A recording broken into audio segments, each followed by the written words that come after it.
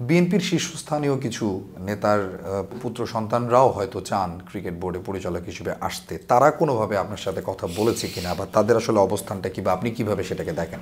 সেভাবে আমার কথা বলার সুযোগ হয়নি। তবে এটা যেভাবে পারসেপশনটা গিয়েছে যে এটা হয়তো নেপোটিজম হচ্ছে বা বাবার পরিচয় আসা হচ্ছে, আমি আসলে মনে করি এইভাবে পারসেপশনটা গেলে এটা ওনাদের প্রতি ইনজাস্টিস হবে। প্রত্যেকেরই নিজের পরিচয় আছে বা নিজের ক্যাপাসিটি আছে। যারা চেয়েছেন তাদের মধ্যে আমি যত জানি একজন আছেন চার্টার্ড অ্যাকাউন্ট্যান্ট। আপনার বোর্ডে ফাইন্যান্সিয়াল ইস্যুসগুলো দেখার জন্য একজন প্রফেশনাল লোক প্রয়োজন, একজন সিএ প্রয়োজন হয়।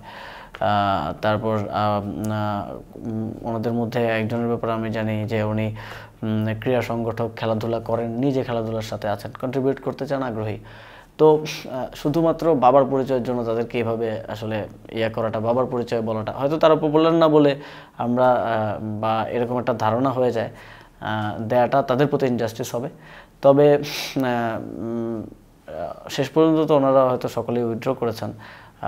আমি যতদূর জানি যে ওনাদের দলীয় সিদ্ধান্ত হয়েছে এরকম যে ক্রীড়াঙ্গনে রাজনীতিকরণের বিষয়ে। তো আমার মনে হয় যদি তাদের মধ্য থেকেও কেউ কন্ট্রিবিউট করতে পারতেন বা আসতেন নির্বাচনী প্রক্রিয়ার মধ্য দিয়ে, সেটাও খারাপ হতো না।